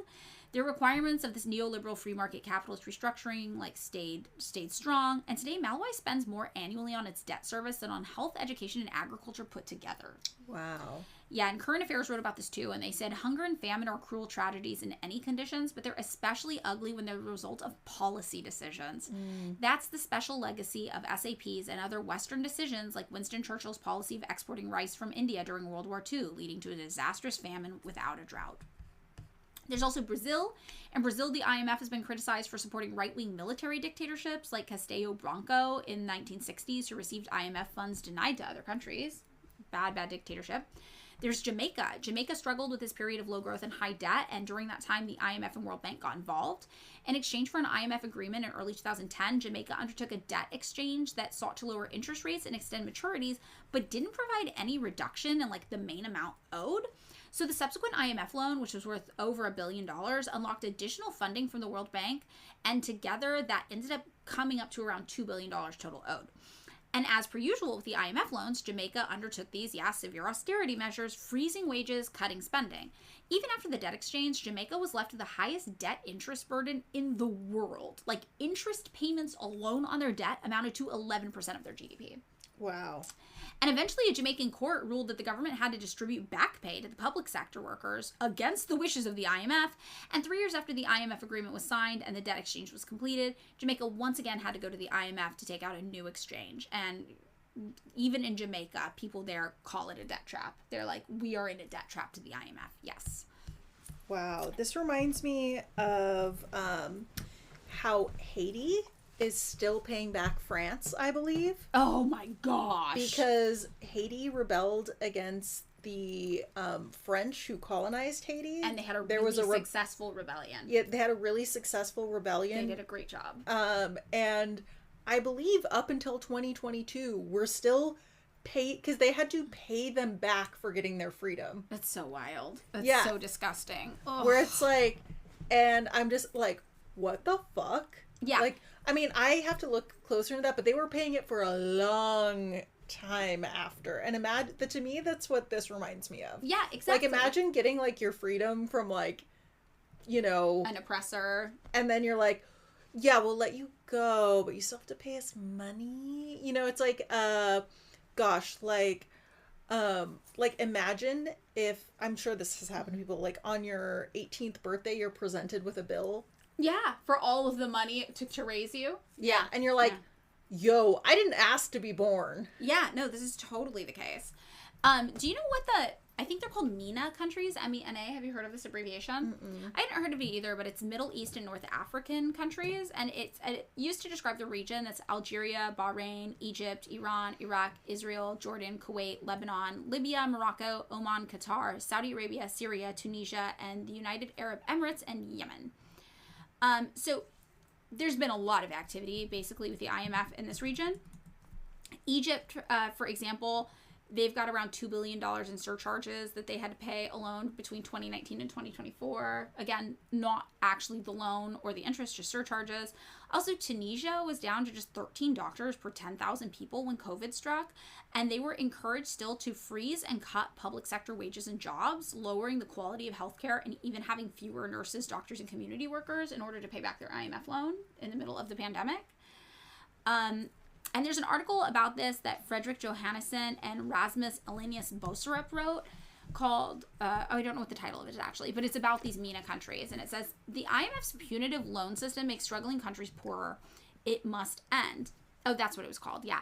And in it they say, in the MENA region, the fund has hiked the loan costs of Tunisia, Egypt, and Jordan by adding so-called surcharges, putting the countries under increased financial strain. The justification for the policy is invalid and must be called out by European Union states for being discriminatory. Without additional loan fees, Egypt could pull hundreds of thousands of people out of poverty. The country pays more than $167 million in surcharges every year, in addition to its annual debt servicing and loan fees to the IMF. The country is also one of several in the region at serious risk of defaulting. If the IMF was to end its surcharge policy, the Egyptian government could use those funds to extend its social protection scheme to include more than 688,000 Egyptian families living below the poverty line. It would lift 2.7% of all Egyptian households above the poverty rate, decreasing the number of poor by more than 9%. Wow. Yeah. So again, this would, if you're like, I think as an American, we think about these things in terms of like banks. We're like, well, yeah, if you take out a loan from a bank, you have to pay back the loan. But like, this is supposed to be a public kind of service. This is supposed to help eradicate poverty globally. And these countries are member nations of the IMF. They have also paid into the IMF. It's like insurance. It's like when you pay for insurance, you expect to get the service in return. You expect if shit hits the fan, someone's got your back because you've been paying insurance for it all along. I guess I don't expect that because of how insurance works here. Yeah. That's how it should work, I guess. Yeah. But yeah, it's just really, really brutal hearing all this stuff. Pakistan also had a really bad situation with this. They were forced to destroy their entire political agenda, which they were trying to increase healthcare and education spending and create jobs, all in the interest in keeping up with this back-owed debt. They had to crush all of that because they were like, all this money has to go to paying off IMF debt. And the Prime Minister, Imran Khan, wanted to increase all this social spending, right? He instead had to raise taxes, curb government spending, and increase gas and electric prices, all for IMF support. And Khan fully also was like, Pakistan's a debt trap because of this. You've made Pakistan a debt trap. And the Wall Street Journal reported that the U.S. government, which holds sway over the IMF, is concerned that Pakistan will use bailout funds to repay large loans to China instead, making the Pakistani people pawns in a geopolitical struggle between the U.S. and China. Yeah. You know what this makes me think of, too, is like maybe the reason why they have them basically kind of destroy their healthcare and education systems is maybe, like, to me, it's like, what a great way to keep the cultural hegemony of the United States. Yeah. To be like, look, all these other countries are shithole countries. Yeah, and we're doing it. We are ravaging these countries. Like, we're, like, you need, like, to me, it's like, it just keeps, like, the idea that we're lucky to be Americans and this is the best system on earth and nobody else is doing it like we are. Yeah. There's also, like, the ultimate irony, too, is, like, even when we fuck with countries, there's still stuff they do better than us. Like, I always think about how Cuba is so impoverished and has suffered so much at the hands of, like, global chess games like this economically. And yet still their life expectancy is longer than us and their literacy rates are higher than us. Yeah. And they've done that while being extremely impoverished. And I don't think, like, I don't think, like, the media, you know, like, the media doesn't want us to know, but it's like, I don't think that mainstream media wants to have the idea in place that we're not so great. No, even we're with not. everything that's happening. I mean, I feel like more and more people are starting to realize, because, you know, like, when we grew up in, like, the 80s and 90s, it was like, USA, like, proud to be an American, like, right. You know, we win the Olympics every time, Ronald Reagan, you know, the USA is the greatest country on earth. And I think now people are actually starting to realize we're the shithole country. Yeah, I think that's definitely true, and I think the internet's probably responsible for a lot of that. We could see people in other countries, and they're like, "Wait, you guys have to pay for your own healthcare?" And we're like, "Wait, you guys don't?" And then everyone's like, "What the fuck's happening in the United States?" And then you have access to people telling you about their real world experiences, and if you hear enough of it, you're like, "Holy shit, are we the only ones who have to pay for this?" And then next thing you know, you're Googling shit, you're looking up, and you're like, "Oh my god, we are." Or just like, you know, having people come from other countries here and being like, whoa, it's like dirty and the roads are bad, and like, you know, just like basic infrastructure. Like, people think that they can just like easily take a bus here or easily take the subway or a hop train. On a train, a high-speed and we're train. like, ha, good luck. Yeah, no. Okay, so Mexico also dealt with the IMF. And Mexico also got fucked with by NAFTA, like you were talking about, all these like neoliberal policies of the 90s. So in 1999, the IMF contributed almost $18 billion to a U.S. bailout of Wall Street interests. It stood to lose billions with the peso devaluation in Mexico, basically meaning that we loaned Mexico money to pay back American banks to make American businesses and governments wealthier. Sounds right. Like lobbying, yeah. That was a fun one. There's also the thing we mentioned earlier, which is the Asian crisis of 1997, which affected Indonesia, Malaysia, Thailand, and South Korea. And this one's actually really interesting. So in 1997, Thailand, Malaysia, Indonesia, and South Korea found themselves in this economic crisis. Their currency and stock markets lost up to 50% of the value in the 7-month period. Lots of banks became insolvent. Their central bank was really hard-pressed to come up with the money they needed to cover international debt. And then Martin Hart Lansbury explains this and says, what makes this crisis so important is that these 4 economies, the 3 Southeast Asian countries, were promoted as models of successful capitalist development by both the IMF and the World Bank before this. Yeah, because, like, didn't we side with South Korea in the Korean War because of the fight between capitalists and communists? Yes, but this was specifically about Thailand, Malaysia, and Indonesia. See, South Korea, we're just kind of like, okay, South Korea's doing its thing, whatever. But Thailand, Malaysia, and Indonesia, we really propped them up. We were like, this is what free market capitalism will do for you. They're so great. So Hart Lansbury goes on and says, what's happening now then is more than the collapse of several Asian economies. He's writing about this in 1997 when it's happening. He says, it's the unraveling of a development model that these 2 major capitalist institutions had widely touted as demonstrating the virtues of export-led free market capitalism. Despite having been a strong supporter of the Southeast Asian 3 economic policies right up until the moment of the crisis could no longer be denied, the IMF now puts itself forward as a critic and savior, lecturing them and South Korea on the need for appropriate free market policies and using the promise of much needed foreign exchange to force their governments to accept these policies. But IMF policies will solve nothing. They will, of course, ensure that foreign creditors get paid, but they will leave these economies far weaker and working people far worse off. So in the Asian crisis of 1997, these countries were, yes, required by the IMF to again pursue tight monetary policies, higher interest rates, tight fiscal policies to reduce the budget deficit and strengthen exchange rates. However, these policies caused a minor slowdown to turn into a serious major recession with very high levels of unemployment. So the IMF actually made this worse. First, they looked at a situation that wasn't ideal, this free market capitalism they were doing, and we were like, this is the best thing ever. And then when it failed, they were like, haha, just kidding, you guys sucked at it. Here's what you need to do instead. And then what they told them to do made it way worse. Really, really brutal. During this crisis, though, Bank America, Citibank, JP Morgan, Bankers Trust, and the Bank of New York and Chase Manhattan had approximately $20 billion in outstanding debt in South Korea. With the loans threatening to go bad, the IMF, yes, came in, pushed the government to take on debts for failing private sector companies, and provided tens of billions of dollars to the government to pay off those debts owed to those private banks in the U.S. And then there's Ecuador. Ecuador's also a really like sad one. It's all bad, you know. So in March 2019, Ecuador signed an agreement to borrow over $4 billion from the IMF over 3 years. The requirements, of course, though, again, tightening the country's national budget about 6% of the GDP over the next 3 years, which meant firing tens of thousands of public sector employees, raising taxes disproportionately on poor people, and making cuts to public investment, pushing the country into a recession they were not previously in, and raising unemployment and poverty.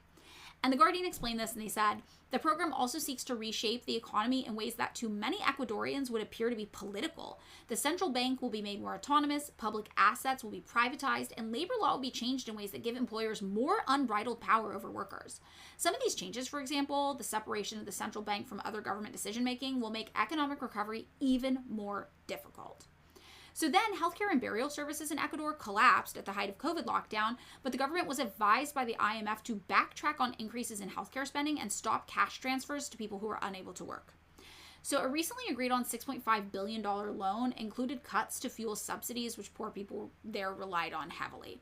And in 2019, Ecuador's president, Lenin Moreno, was forced to cancel a disputed IMF-backed austerity package after protests left several people dead. Whoa. That's how upset they were about this. And all of this was in contrast to the left-wing government that was previously in power in Ecuador, under which control public investment, which included like hospitals, schools, roads, and electricity, more than doubled as a percent of the economy, and that actually resulted in poverty being reduced by 38% overall and extreme poverty being reduced by 47%. So that left-wing government had been doing good things, but then when they lost power and the more conservative government came in, they ended up being more dependent on U.S. interests. Like previously, the left-wing government had closed down the U.S. military base there, but the new government that came in, took charge afterwards, favored all these Western neoliberal practices of privatization, and they started reversing those gains, and then they ended up in that kind of, slow down. Then they went to the IMF for help, and the IMF pushed them with more of these policies into the full-blown recession. And John Perkins, a former participant in debt traps sprung on poor countries, wrote in his 2004 book, Confessions of an Economic Hitman, Ecuador is typical. For every $100 of crude taken out of the Ecuadorian rainforest, the oil companies receive $75. Of the remaining $25, 3/4 must go to paying off the foreign debt.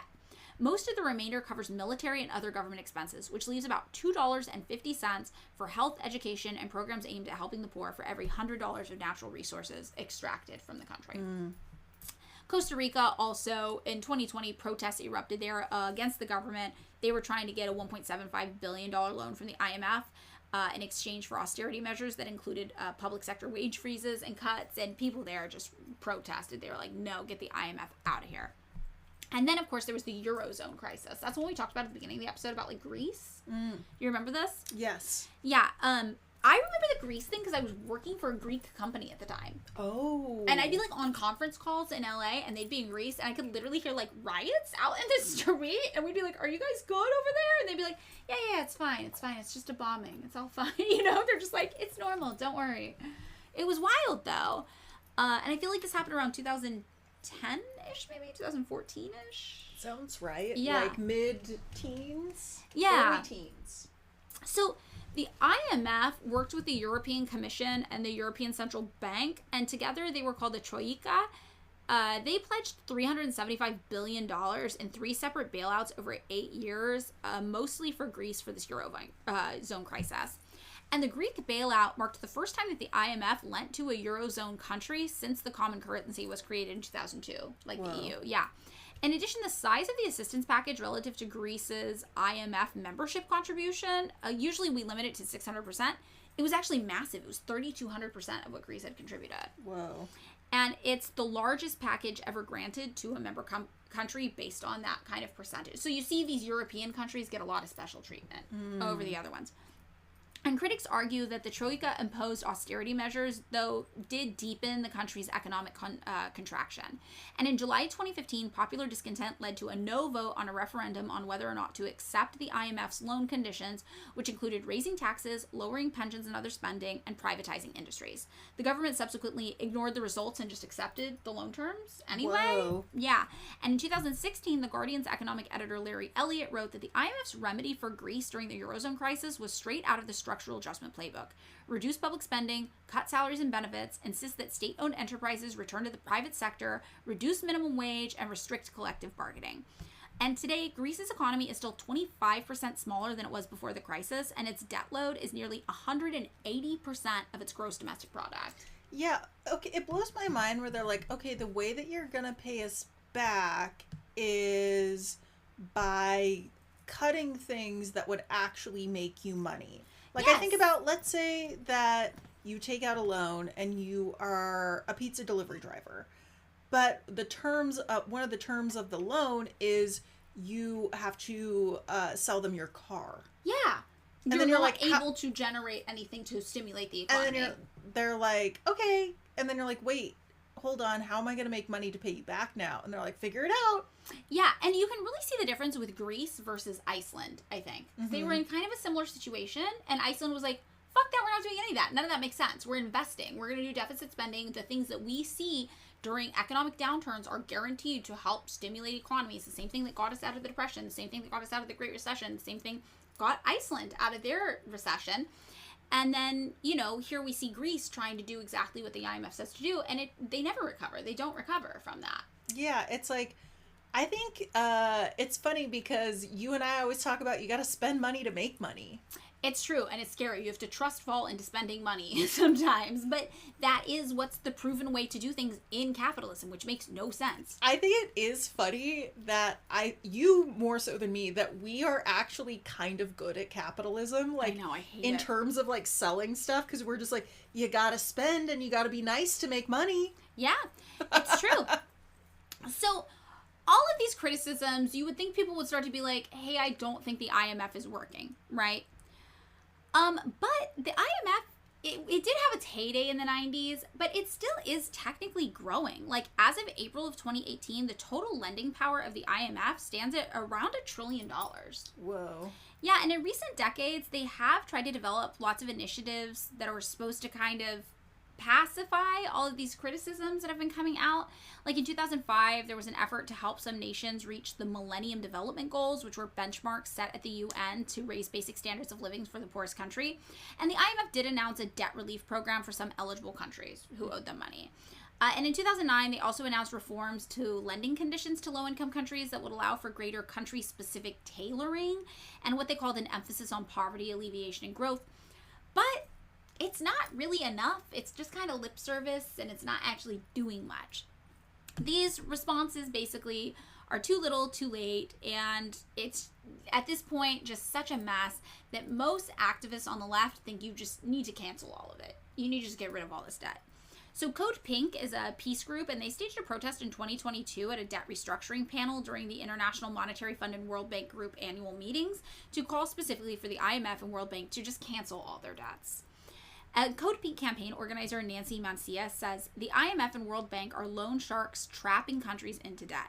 We need localization and ecological sustainability for the people, planet, and peace. We're calling on the IMF and World Bank to end its debt trap monetary practices, which are causing countries to sink further down into economic crises. We are calling on them to cancel all debt.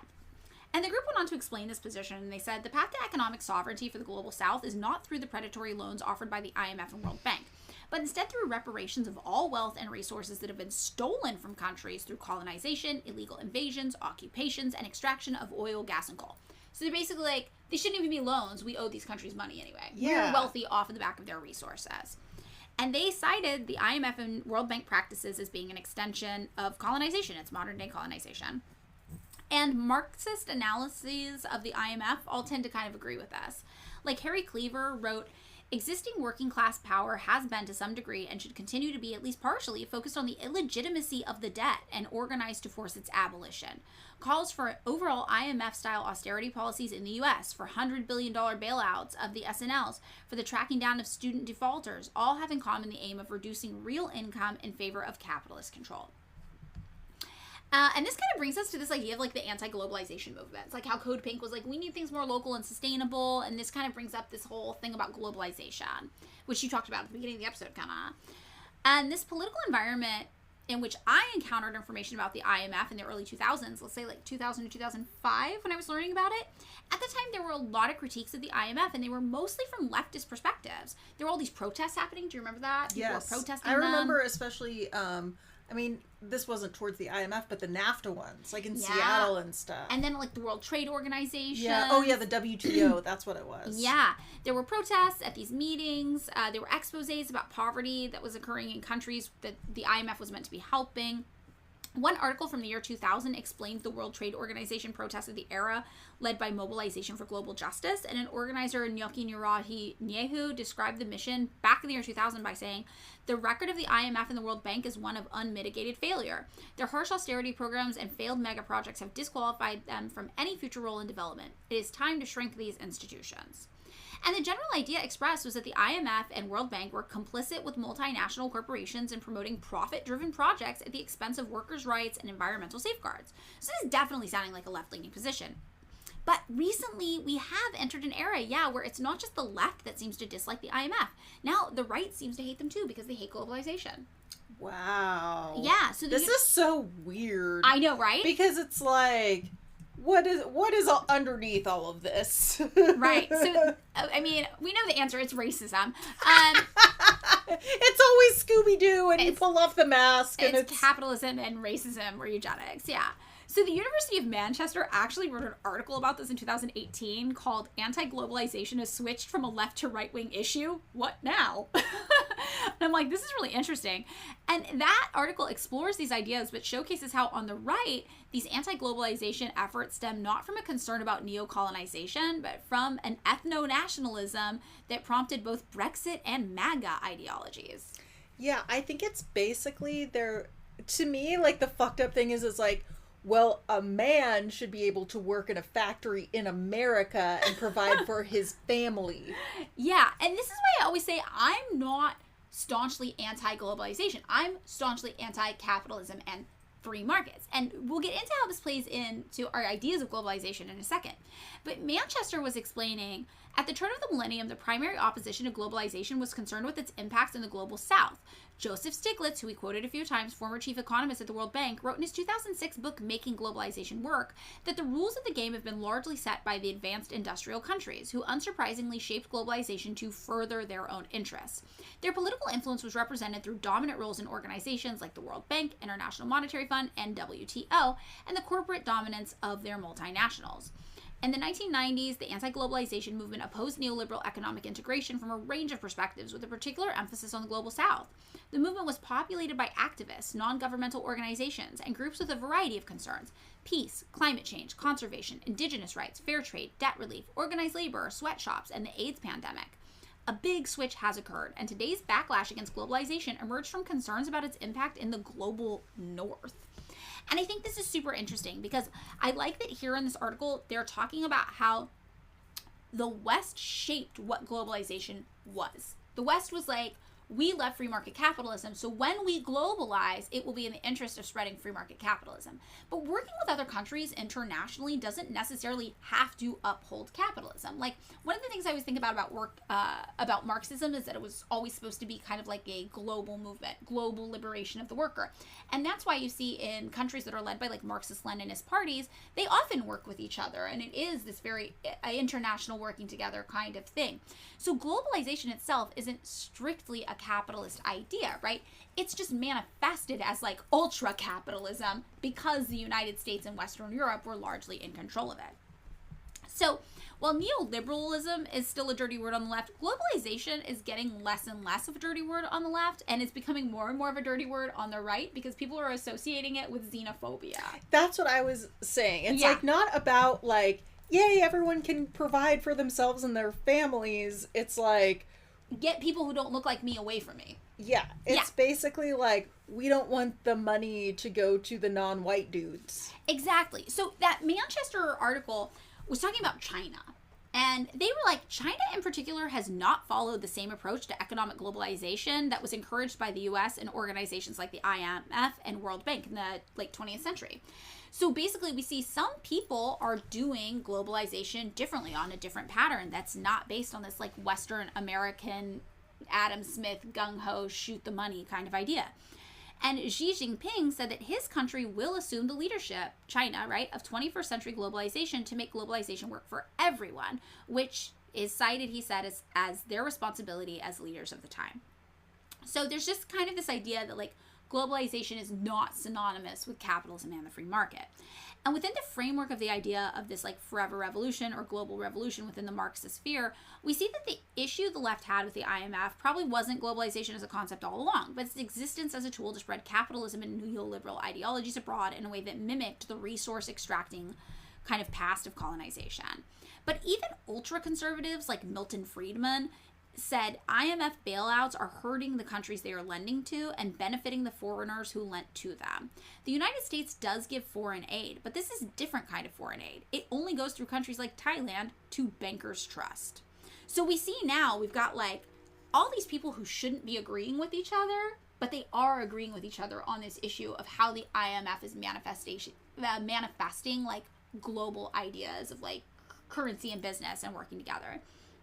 And regardless of the ultimate position on globalization, it seems obvious that the contemporary role of the IMF is one of power, control, coercion, and colonization, right? Yeah, it's funny to me that the right has adopted this some sort of, like, populist view, because if you asked me what the right is really about, it's, like, just, like, a couple of anointed, like, rich white guys get to control what everyone else does, and the second in command is less rich white guys. Third in command is, like, middle, it's like, you know, it's and then like, it gets to white ladies. But basically, like, to me, it's like the ultimate goal of the right in capitalism is a few guys, and I mean guys. Well, like, actually, now we got the bad white ladies in the IMF. We got some lady, bad capitalists. Well, I know, I mean, like, the ultimate goal of, like, right-wing conservatism,